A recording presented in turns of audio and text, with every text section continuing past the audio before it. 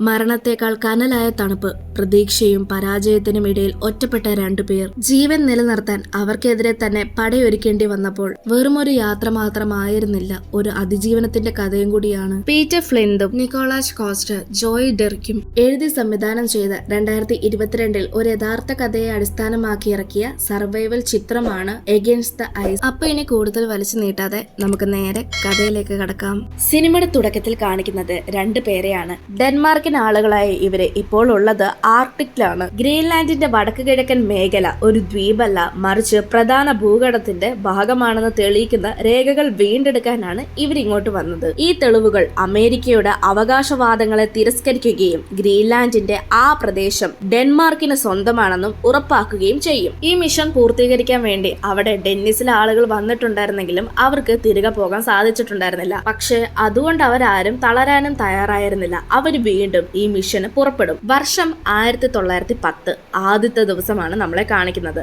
വീണ്ടും അവർ ആ മിഷന് പുറപ്പെടുകയാണ്. ഐവർ എന്ന് പറയുന്ന ആളും മിക്കേൽസൺ എന്ന് പറയുന്ന ആളുമാണ് ഇതിനു വേണ്ടി പോകുന്നത്. മിക്കേൽസനും ആളുകളും ആദ്യം ഒരു പ്രാവശ്യം ഈ മിഷന് പോയെങ്കിലും അത് പരാജയപ്പെടുകയായിരുന്നു ഉണ്ടായിരുന്നത്. ഗ്രീൻലാൻഡ് ഡെൻമാർക്കിന് സ്വന്തമാണെന്ന് തെളിയിക്കുന്ന രേഖകൾ അവർക്ക് കിട്ടിയെങ്കിലും അത് അവർക്ക് അന്നത് എടുത്തുകൊണ്ട് വരാൻ സാധിച്ചിട്ടുണ്ടായിരുന്നില്ല. ആ രേഖകളെല്ലാം ഇപ്പോൾ ഉള്ളത് മുൻപ് പോയ അതേ ക്യാമ്പിംഗ് സ്ഥലത്താണ്. ഇപ്രാവശ്യം അവരുടെ ലക്ഷ്യം അതേ ക്യാമ്പിംഗ് സ്ഥലമാണ്. അവിടെ ആ രേഖകളെല്ലാം ഉണ്ട്. ഈ രേഖകൾ എടുത്തുകൊണ്ട് അവര് വരണം. പക്ഷെ അത് അത്ര എളുപ്പമുള്ള കാര്യമല്ല. കാരണം അത് ഒരുപാട് മലകളോളം കയറി ഇറങ്ങിയാൽ മാത്രമേ ആ രേഖകളുടെ അടുത്തേക്ക് എത്താൻ സാധിക്കുകയുള്ളൂ. നിക്കീൽസനും ഐവറും ഇപ്പോൾ വന്നിരിക്കുന്നത് ഒരു ഷിപ്പിലാണ്. ആ ഷിപ്പിൽ അവരോടൊപ്പം സ്ലെഡും നായ്ക്കളും ഒക്കെ ഉണ്ട്. നായ്ക്കളുടെ സഹായത്തോടു കൂടി സ്ലെഡ് അവരെ മുൻപോട്ട് കൊണ്ടുപോകും. യാത്ര തുടർന്നുകൊണ്ടിരിക്കുന്ന സമയത്ത് അവര് തങ്ങളുടെ മുന്നിലായിട്ട് വലിയ മലനിരകൾ കാണും. ആ മലനിരകളൊക്കെ വളരെ സാഹസികപരമായിട്ടും വളരെ ധൈര്യത്തോടും എന്നാൽ ഏറെ ബുദ്ധിമുട്ടിയും അവര് മുൻപോട്ട് വരുന്നത്. പിന്നീട് രാത്രിയാകുമ്പോൾ തന്റെ കയ്യിലുള്ള സാധന സാമഗ്രികൾ ഉപയോഗിച്ച് അവരൊരു ക്യാമ്പ് സെറ്റ് ചെയ്യും. ശേഷം പോളാർ ബിയർ പോലത്തെ തണുത്ത പ്രതലങ്ങളിൽ ജീവിക്കുന്ന മൃഗങ്ങളൊന്നും അടുത്തു വരാതിരിക്കാൻ വേണ്ടി അവര് ഫയറൊക്കെ സെറ്റ് ചെയ്യും. പിന്നീട് രാവിലെ ആകുമ്പോൾ ഇതെല്ലാം വീണ്ടും എടുത്ത് പാക്ക് ചെയ്ത് യാത്ര തുടരും. അങ്ങനെ കുറെ ദിവസങ്ങൾ കടന്നു പോകും. പിന്നീട് നമ്മള് 26ാമത്തെ ദിവസമാണ് കാണുന്നത്. അതായത് ഇവര് യാത്ര തുടങ്ങി 26ാമത്തെ ദിവസമാണ് ഇത്. യാത്ര അവര് മുൻപോട്ട് പോകുന്നത് സ്ലെഡിന്റെ സഹായത്തോടു കൂടിയാണ്. രാത്രിയാകുമ്പോൾ വീണ്ടും അവര് ക്യാമ്പ് സെറ്റ് ചെയ്യും. അങ്ങനെ അന്നത്തെ ദിവസം രാത്രി ഐവർ മിക്കേൽസണിനോട് നിങ്ങളുടെ കഴിഞ്ഞ പ്രാവശ്യത്തെ മിഷന് എന്താണ് ശരിക്കും സംഭവിച്ചത് എന്ന് ചോദിക്കും. ഇന്നേരം മിക്കേൽസൺ പറയും, കഴിഞ്ഞ മിഷന് എന്റെ കൂടെ ഒരാൾ വന്നിട്ടുണ്ടായിരുന്നു, എന്റെ വളരെ നല്ല സുഹൃത്തും. അതുപോലെ ഈ മിഷൻ പൂർത്തീകരിക്കാൻ അയാൾ ഒരുപാട് സഹായിച്ചിരുന്നു. പക്ഷെ പിന്നീട് മഞ്ഞുകളുടെ അടിയിൽ മരണപ്പെട്ട നിലയിലാണ് അയാളെ ഞാൻ കാണുന്നത്. അങ്ങനെ ആ മിഷൻ അവിടെ വെച്ച് ഉപേക്ഷിച്ച് എനിക്ക് തിരിച്ചു വരേണ്ടതായിട്ട് വന്നു. പിറ്റേന്ന് രാവിലെ മിക്കേൽസൺ ഒരു പാത്രത്തില് കുറച്ച് ഐസ് എടുത്തിട്ടതിന് ശേഷം അത് ഉരുക്കുന്നതാണ് കാണിക്കുന്നത്. ഈ ഉരുകി വന്ന ഐസിന്റെ വെള്ളം എടുത്ത് അയാൾ സ്ലെഡിന്റെ അടിയിലായിട്ട് ഒഴിക്കും. എന്നിട്ടും സ്ലെഡ് കുറച്ചും കൂടി സ്മൂത്ത് ആയിട്ട് ഐസിലൂടെ പോകാനായിട്ട് ഹെൽപ്പ് ചെയ്യും. അങ്ങനെ സ്ലെഡിന്റെ സഹായത്തോടു കൂടി വളരെ സ്മൂത്ത് ആയിട്ട് മുൻപോട്ട് പോയിക്കൊണ്ടിരിക്കുന്ന സമയത്താണ് മുൻപിലായിട്ട് വഴി പകുതി വെച്ച് ഇല്ല. ഈ കാര്യം മിക്കേൽസണിന് പെട്ടെന്ന് മനസ്സിലായതുകൊണ്ട് തന്റെ സ്ലെഡിൽ നിന്ന് പുറത്തിറങ്ങിയതിനു ശേഷം സ്ലെഡ് പിടിച്ചു നിർത്താൻ ശ്രമിക്കും. എന്നാൽ ഐവറിന് കാര്യം പെട്ടെന്ന് മനസ്സിലായില്ല. മിക്കേൽസൺ അയാളോട് പറഞ്ഞെങ്കിലും ഐവറിന് അത് കേൾക്കാൻ പോലും പറ്റിയിട്ടുണ്ടായിരുന്നില്ല. അങ്ങനെ വളരെ വേഗത്തിൽ വന്നുകൊണ്ടിരിക്കുന്ന സ്ലെഡ് കുഴിയിലേക്ക് മറയുകയാണ്. കുഴിയിലേക്ക് മറയുന്ന സമയത്ത് ആ നായ്ക്കളിലെ ഒരു നായ മരണപ്പെടും.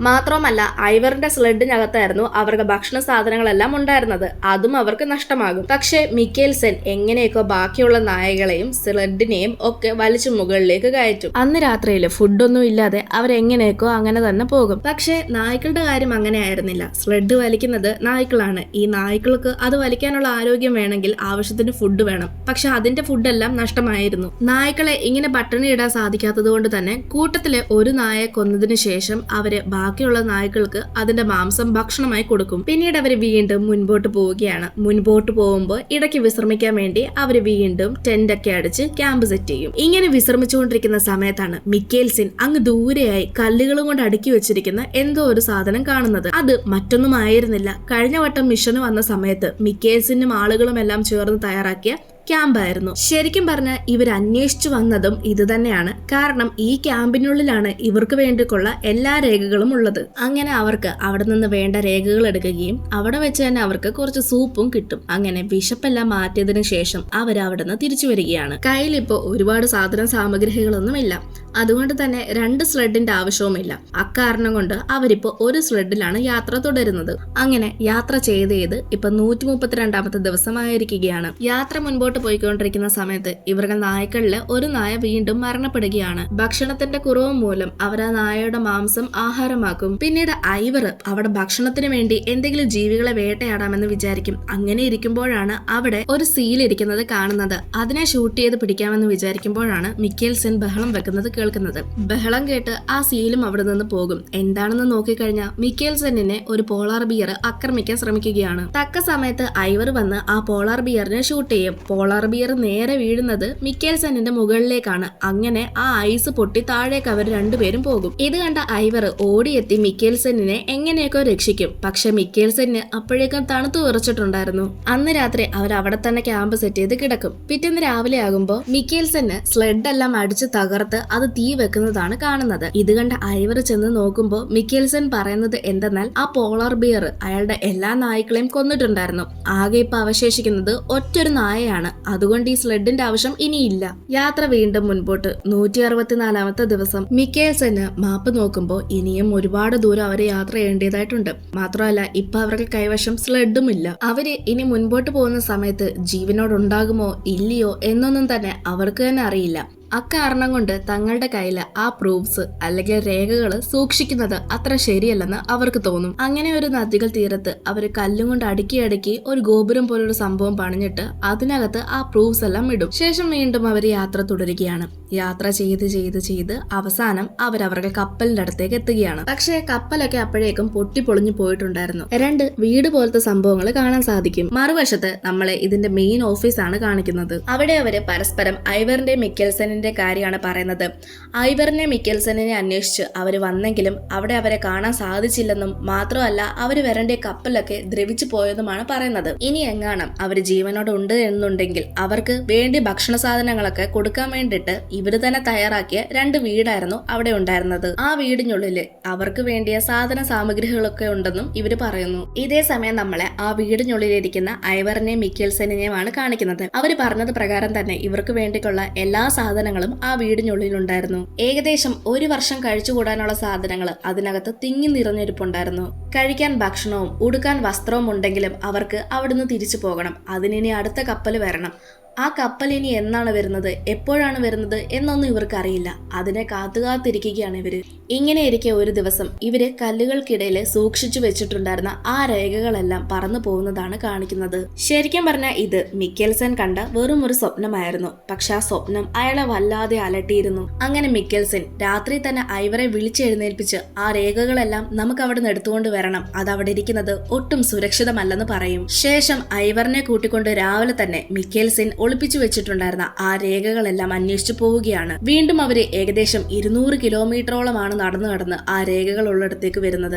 എന്നിട്ട് അവര് രേഖകൾ എടുത്തുകൊണ്ട് തിരിച്ചു വരും. വരുന്ന വഴിയില് മിക്കേൽസന് ആദ്യമായിട്ട് ഈ മിഷന് വന്ന സമയത്ത് ഉപയോഗിച്ചിരുന്ന ഒരു മോട്ടോർ സൈക്കിൾ അവിടെ കാണും. അത് വർക്കാവോ എന്ന് അവർ രണ്ടാളും നോക്കുമെങ്കിലും ഐസ് പിടിച്ച് അത് ആകെ മൊത്തത്തിൽ നശിച്ചിട്ടുണ്ടായിരുന്നു. പിന്നീട് അവരവരുടെ കയ്യിലുള്ള സ്ലെഡ് ഉപയോഗിച്ച് തന്നെ തിരികെ പോകും. ഇപ്രാവശ്യം നായ്ക്കളൊന്നും ഇല്ലാത്തത് കൊണ്ട് സ്ലെഡ് ഉപയോഗിച്ച് നടന്നു വന്നതുകൊണ്ട് തന്നെ ഒരുപാട് സമയമെടുത്താണ് അവര് തിരികെ വന്നത്. തിരികെ വന്ന് നോക്കുന്ന സമയത്ത് വീടിന്റെ ഡോറെല്ലാം തുറന്നു കിടക്കുന്നു. മാത്രമല്ല വീടിനുള്ളിൽ ഒരു ലെറ്ററും ഇരിപ്പുണ്ട്. ആ ലെറ്റർ മെയിൻ ഓഫീസിൽ നിന്ന് വന്നതാണ്. അതിന്റെ അർത്ഥം അവരിവരെ രക്ഷിക്കാൻ വേണ്ടി വന്നതായിരുന്നു. പക്ഷെ ഇവരെ കാണാത്തത് കൊണ്ട് അവര് തിരിച്ചുപോയി. ഇത് കാണുന്ന ഐവറിനും മിക്കേൽസണിനും ആകെ മൊത്തത്തിൽ ടെൻഷൻ കയറും. ഒരു കണക്കിന് മിക്കേൽസണിന് ദേഷ്യവും വരും. കാരണം എന്തെന്നാല് ഇവർക്ക് ലെറ്റർ ഇട്ടിട്ട് പോയതുപോലെ ഇവരവർക്ക് ലെറ്റർ ഇട്ടിട്ട് പോയിട്ടുണ്ടായിരുന്നെങ്കിൽ ഇവര് ജീവനോടുണ്ട് എന്നുള്ള കാര്യം അവർക്ക് മനസ്സിലായേനെ. ഇനിയിപ്പോ അവർക്ക് ഇവര് ജീവനോടുണ്ടോ ഇല്ലയോ എന്നുള്ളത് അറിയോ ഇല്ലയോ എന്ന് പോലും ഇവർക്കറിയില്ല.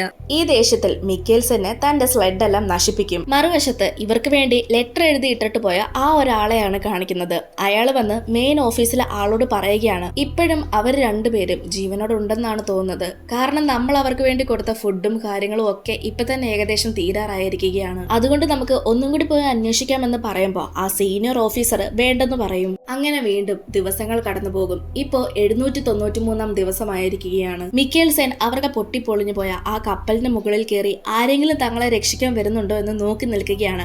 ഈ സമയത്ത് ഒരു ഹോട്ട് എയർ ബലൂൺ വരുന്നത് അയാൾ കാണും. ബലൂണ് അയാൾ നിൽക്കുന്ന അതേ സ്ഥലത്ത് തന്നെയാണ് വന്ന് ലാൻഡ് ചെയ്യുന്നത്. അതിൽ നിന്ന് നജ എന്ന് പറയുന്ന ഒരു പെൺകുട്ടിയും ഇറങ്ങി വരും. ഇവരെ കൊണ്ടുപോകാൻ വേണ്ടിയിട്ടാണ് ആ പെൺകുട്ടി അവിടേക്ക് വന്നത്. ഇതേ സമയം അവിടേക്ക് ഐവർ ഇറങ്ങി വരികയാണ്. ഐവർ ഇറങ്ങി വന്ന് നോക്കുന്ന സമയത്ത് മിക്കേൽസൻ ഒറ്റയ്ക്ക് നിന്ന് എന്തൊക്കെയോ പറയുന്നു. അതിന്റെ അർത്ഥം ആ ഹോട്ട് എയർ ബലൂണും ആ പെൺകുട്ടിയും ഒക്കെ മിക്കേൽസന്റെ വെറും ഒരു തോന്നലായിരുന്നു. വീണ്ടും കുറെ ദിവസങ്ങൾ അങ്ങനെ തന്നെ കടന്നുപോയി. ഒരു ദിവസം ഐവർ ഇങ്ങനെ നടന്നുകൊണ്ട് പോകുന്ന സമയത്ത് അവിടെ ഒരു കപ്പൽ കാണും. ആ കപ്പലിനുള്ളിൽ തന്റെ മുത്തശ്ശൻ ഉള്ളതുപോലെ അവന് തോന്നും. ഇത് കണ്ട ഐവർ അടുത്തേക്ക് വന്ന് ചെന്ന് നോക്കുമ്പോൾ അവിടെ ശരിക്കും അങ്ങനെ ഒരു കപ്പലോ അവന്റെ മുത്തശ്ശനോ ഒന്നും തന്നെ ഉണ്ടായിരുന്നില്ല. ഇവർക്ക് രണ്ടുപേർക്കും ഇപ്പൊ വന്ന് ഇങ്ങനെ ഇടയ്ക്കിടയ്ക്ക് ആരോ തങ്ങളെ രക്ഷിക്കാൻ വന്നതുപോലെ തോന്നാൻ തുടങ്ങിയിരിക്കുകയാണ്.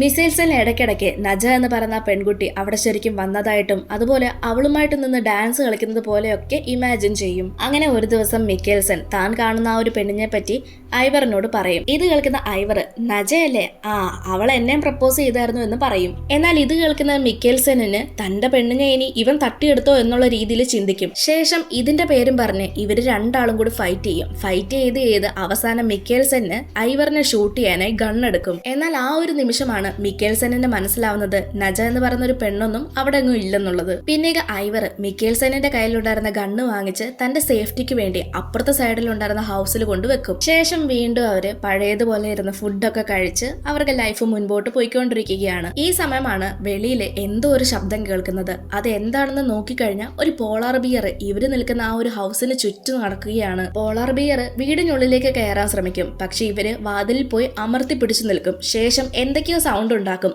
ആ സൗണ്ട് കേട്ട് പോളാർ ബിയർ അവിടെ നിന്ന് ഓടിപ്പോവുകയും ചെയ്യും. പോളാർ ബിയർ പോയതിനു ശേഷം വീണ്ടും അവര് മറ്റേ ഹൗസിൽ പോയി അവിടെ ഉണ്ടായിരുന്ന ഗണ്ണെല്ലാം എടുത്തുകൊണ്ട് വരും. അന്ന് രാത്രിയിൽ അവര് ആ പോളാർ ബിയർ ഇനി എങ്ങാനും തങ്ങളെ ആക്രമിക്കാൻ വരുമോ, എങ്ങാനും വന്നു കഴിഞ്ഞാൽ ഷൂട്ട് ചെയ്യണമെന്നുള്ള രീതിയിൽ തയ്യാറായി ഗണ്ണെല്ലാം എടുത്തു വെച്ച് കിടക്കുകയാണ്. ഈ സമയത്ത് വെളിയിൽ വീണ്ടും എന്തൊക്കെയോ സൗണ്ട് കേൾക്കുന്നു. ഇപ്രാവശ്യവും പോളാർ ബിയർ ആണെന്ന് കരുതി അവര് ഗണ്ണെല്ലാം എടുത്തുകൊണ്ട് അതിനെ ഷൂട്ട് ചെയ്യാനായി പോകും. അങ്ങനെ വാതിൽ തുറന്ന് വെളിയിലേക്ക് വരുന്ന സമയത്ത് ഇവരുടെ മുൻപിലായിട്ട് കുറച്ചധികം ആളുകൾ നിൽക്കുന്നതാണ് കാണുന്നത്. അത് ഇവരെ റെസ്ക്യൂ ചെയ്യാൻ വേണ്ടി വന്ന ആളുകളായിരുന്നു. അവസാനം ഏകദേശം 2-2.5 വർഷങ്ങൾക്ക് ശേഷം അവരെ അവിടുന്ന് രക്ഷിച്ചുകൊണ്ട് പോവുകയാണ്. പിന്നീട് അവരെ തിരിച്ചു കൊണ്ടുവന്ന് ക്ലീൻ ഷേവ് എല്ലാം ചെയ്ത് റെഡിയാക്കി ഒരു സ്റ്റേജിൽ കൊണ്ടുപോകാൻ വേണ്ടി തയ്യാറെടുപ്പെടുക്കുകയാണ്. കാരണം അവർക്ക് രണ്ടുപേർക്കും അവാർഡ് കിട്ടാൻ പോവുകയാണ്. അവാർഡിന് തങ്ങളുടെ പേര് വിളിക്കാൻ കാത്തു നിൽക്കുന്ന സമയത്താണ് മിക്കേൽസന് വീണ്ടും ആ ഒരു നജ എന്ന് പറയുന്ന പെണ്ണിനെ കാണുന്നത്.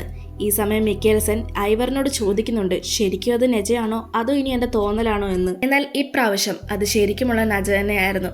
അതിനുശേഷം അവർ രണ്ടാളും അവാർഡ് വാങ്ങുന്നതാണ് കാണിക്കുന്നത്. സിനിമയുടെ അവസാനം ശരിക്കുമുള്ള ഐവറിനെയും മിക്കേൽസനെയുമാണ് കാണിക്കുന്നത്. മാത്രമല്ല 1 വർഷത്തിന് ശേഷം മിക്കേൽസന് നജ എന്ന് പറയുന്ന പെണ്ണിനെയും വിവാഹം കഴിക്കും. ആ ഒരു സീൻ അങ്ങനെ കാണിച്ചുകൊണ്ടാണ് എഗൻസ്റ്റ് ദ ഐസ് എന്ന് പറയുന്ന ഈ ഒരു മൂവി തീരുന്നത്. നിങ്ങൾക്കും ഈ ഒരു മൂവി ഇഷ്ടമായെന്ന് വിചാരിക്കുന്നു. ഇഷ്ടപ്പെട്ടാൽ അത് തീർച്ചയായിട്ടും കമന്റ്സിലൂടെ രേഖപ്പെടുത്തുക. മൂവിയെ പറ്റി എന്തെങ്കിലും സംശയങ്ങളോ അഭിപ്രായങ്ങളോ ഉണ്ടെങ്കിൽ അതും കമന്റായി രേഖപ്പെടുത്തുക. ഇതുപോലെ നിങ്ങൾക്ക് കാണാൻ താല്പര്യമുള്ള സിനിമ സീരീസ് കഥകൾ ഏതൊക്കെയാണെന്നുള്ളതും കമന്റ് ചെയ്യുക. ഇനി മറ്റൊരു വീഡിയോ ആയിട്ട് നമുക്ക് വീണ്ടും കാണാം.